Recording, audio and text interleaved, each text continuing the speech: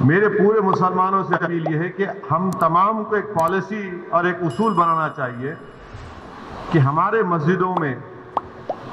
جو 65 سال کے اوپر ضعیف ہیں ان کو ہم روکے کم سے کم 1 جون کے پورے مہینے ختم ہونے تک، کیونکہ ان کے جسم میں امیونٹی کم ہو جاتی ہے. مختلف خدا نخواستہ اگر ان کو ڈائبٹک ہے، بیماریاں ہیں، تو باڈی میں وائرس سے مقابلہ کرنے کی طاقت کم ہو جاتی ہے. تو میں یہ اپیل کر رہا ہوں کہ 8 جون کو انشاءاللہ تو کھل جائیں گے، مگر کم سے کم جون کے ختم ہونے تک ہمارے جو 65 سال کے اوپر جو ضعیف افراد ہیں ان کو ہم سمجھائیں، ان سے ریکویسٹ کریں کہ کم سے کم جون کے ختم ہونے تک آپ تھوڑا مسجد کو مت جائیے، گھر میں نماز پڑھیے. جو نوجوان ہیں جو ذرا مسجدوں کو کم جاتے، اب وہ جا کر مسجد کو آباد رکھے. تیسرے یہ کہ مساجد میں اگر کارپیٹ ہے اور اس کارپیٹ کو نکال سکتے آپ تو فوراً نکال کر پتھر کے اوپر نماز پڑھنا چاہیے، کیونکہ کارپیٹ میں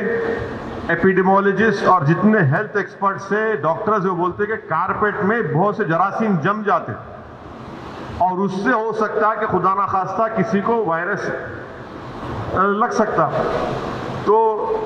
چوتھی بات کام ہم کو یہ کرنا چاہیے کہ مساجد میں بیت الخلاء اور وضو کا انتظام نہ رکھیں، کیونکہ وہ وضو کرتے کلی کرتے اور پھر آپ آ کے نماز پڑھتے تو لوگ گھر سے ہی اپنے وضو کر آئیں. اور نماز جب پڑھیں گے تو نہیں معلوم مفتی اکرام کو فیصلہ کرنا ہے کہ اگر پوری دنیا میں جہاں جہاں مساجد کھولے گئے، چاہے وہ مسجد نبوی ہو، حرم شریف مکے میں ہو، یا ٹرکی ہو، یا دوسرے مقامات پر، ہمیشہ کی طرح جو کھندے سے کھندا ملا کر سب بنتی تھی ویسا نہیں بن رہی اب. تو کیا مفتی اکرام یہ فیصلہ دے سکتے پورے ملک میں کہ بھائی جب 8 تاریخ سے مساجد کھولے جائیں گے تو سوشل ڈسٹینسنگ کو برقرار رکھتے ہوئے ہم سب بندی کریں نماز کی؟ یہ ہمارے مفتیوں کو سوچنا پڑے گا کہ کتنا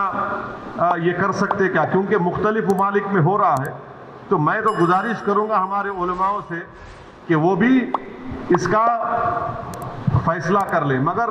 دوسرے جو 4 چیزیں میں کہا ہوں اس پر یقیناً غور کریے آپ. میں کسی سے نہیں کہہ رہا ہوں کہ مسجد کو مت جائیے، میں یہ کہہ رہا ہوں کہ آپ صحیح کہہ رہے ہیں کہ وائرس ابھی بڑھ رہا ہے، وائرس ختم نہیں ہوا ہے، وائرس بڑھ رہا ہے ابھی. اور خاص طور سے جو ہمارے 65 سال کے اوپر کے جو لوگ ہیں اور جو لوگ مختلف امراض کے شکار ہیں، جس کو